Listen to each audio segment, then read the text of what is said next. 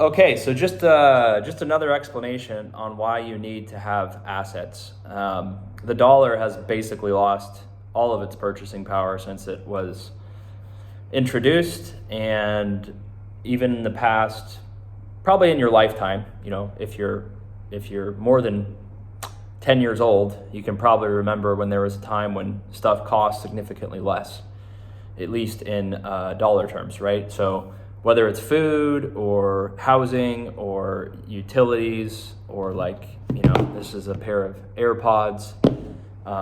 Those have kind of always been maybe a couple $100, but you get what I'm saying, right? Everything kind of continually cost more dollars, right? So if you don't have a way to defend yourself against rising prices, you're just going to continually have less purchasing power. So most people have a job, if they have a job, where they're making kind of a consistent amount of money. Maybe they're getting a small raise every year, 2, 3, 4%.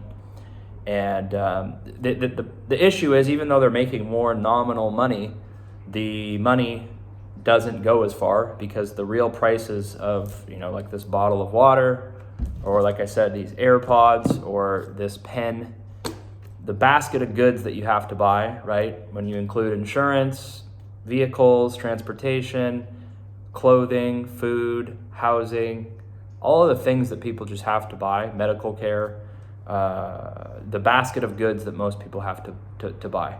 And I'm not even going to talk about child care or any of that stuff, right? So if you're a parent, you obviously have a lot more expenses that other people don't have, right? But those basket of goods always go up nominally. So they're going to cost more money. Maybe child care was X amount of dollars one year, and then next year it's X amount plus 15%, right? Or your housing, your rent went up 10% or 15%. Clothing's going to cost more. The dog's having an issue. Clothing's going to cost more. Food's going to cost more. And even though you're getting let's say you get a 3% raise from your job. So if you were making $5,000 a month, now you're making $5,200, $5,150, something like that. Even though you're making more dollars, the problem is that everything costs more. So you're really kind of not being able to buy the same amount of stuff that you bought the year before. And that's what I felt when in the job, and pretty much all the jobs I've had, or a lot of people feel. You have to be in a job where you're highly compensated, or you have a highly variable compensation where it's performance-based, or you can make more commission. Otherwise, if you just allow the employer to pay you like a 2%, 3% raise, unless you're already making a lot of money, you're not going to get enough of a raise to keep up with the cost of living, right? So you kind of have to accept mediocrity if you're going to be at a normal company, right? Because they're going to control how much they pay you, and you're not really going to have the ability to earn much more money. Or you have to leave that and find something else where you can have a little bit more power over what you're earning. If you don't make a ton of money on a monthly basis, and then you're just getting a small raise every year nominally, you're just going to have a problem. You're going to get poorer and poorer every year, even though you're actually making a little bit more money. So that's kind of my takeaway with it. Other things that people have, looked to put their money into. That's why I think there's been a run on some of the cryptocurrency. Bitcoin has really gone up. The other cryptocurrencies haven't really done that well, but stocks, real estate, I think only about 50% of people in the U.S. even own stocks. So half of all people in the U.S. don't even own stocks. And if you don't own stocks, if you don't own real estate, if you don't own, maybe gold or cryptocurrency or silver or something like that, if you just have a little bit of cash and you're kind of living hand to mouth, you can see how your wages are kind of like this, and the cost of living just keeps going up and up and up and up and up and up, and you can't really keep up with it. So real estate used to be somewhat affordable, and people could park a lot of their money into it and have a place to live.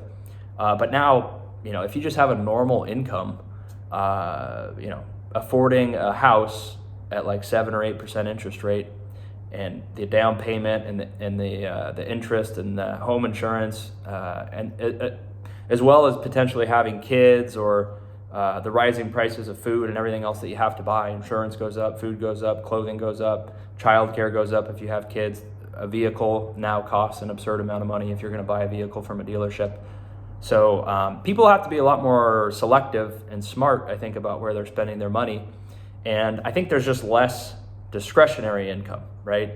More and more money, so a higher percentage of what people are earning is just going towards what you literally have to pay just to survive. And I think that's clothing, I think that's insurance for your vehicle, I think that's probably a vehicle.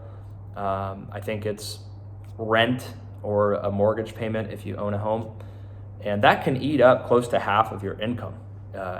If you make $5,000 a month or $6,000 a month, your house expense and your rent, or if you have a mortgage payment, your mortgage payment with insurance and upkeep and maintenance and utilities and stuff just related to your house might cost you $3,000 a month.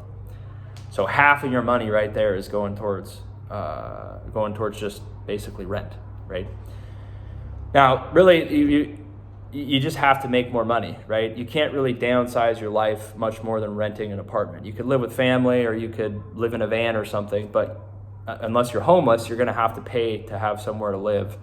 And if you're renting, right, renting is kind of like the first layer, because you didn't decide to put a down payment, you're not paying an interest payment, you're just paying someone else to live somewhere. But that is an expense that you have to pay. So it's not like you can just eliminate your rent, right? Most people are going to have to pay some amount of rent, or a mortgage, or renting a room from someone else that owns a house. Maybe you can get a better deal there, but you're going to have to pay something to live somewhere, right? And if that cost goes up and the cost of living continuously goes up, but wages are kind of flat or just barely rising, I think that's a situation a lot of people are in, where maybe they do have a job, maybe they've been at that job for a while, but the income that they get from their job doesn't really keep up with the cost of everything else. So you have to, maybe you're not going to have kids. Maybe you're not ever going to think about buying a home. Maybe you're not going to go out to restaurants as much, or go to the movies, or buy as many new clothes, or go on vacations, or use airplanes to travel and visit new things, or rent a car.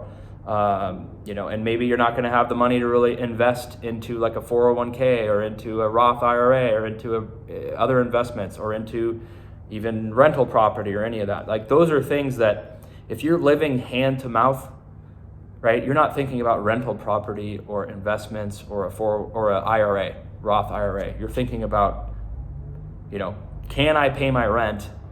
Can I pay my phone bill, my utility bill, and do I have enough money, to make it to next month, right? And if you're in that situation, which I think about half of people probably are in somewhat similar of a situation to that, where they just don't have a lot of disposable income, then it's tough, because you can't really, you're going to have to leave your job or do something different to where you're making more money, right? And I think it's kind of worth the risk right now, because if you're in a situation that's very predictable and you know that it's really only going to get worse, like as time goes on, then it's kind of worth shaking it up. I mean, you want to have some amount of a safety net, but then if you know that you're never really going to be able to get ahead doing whatever you're doing, you have to kind of take a risk and do something different. Otherwise, it's very predictable. I mean, some of the jobs that I've had, there's just no way, no matter how well you did or how much you worked, that you were going to make a lot of money. It was very predictable. Your income was going to fall within a very tight range. You could have been very close to being fired, or you could have been the best employee in the whole company, and you were going to make essentially the same amount of money. So that's not a very good system if you're trying to get ahead, because they just basically treat everyone the exact same regardless of productivity, and you're not really going to be able to differentiate yourself or get ahead in that system.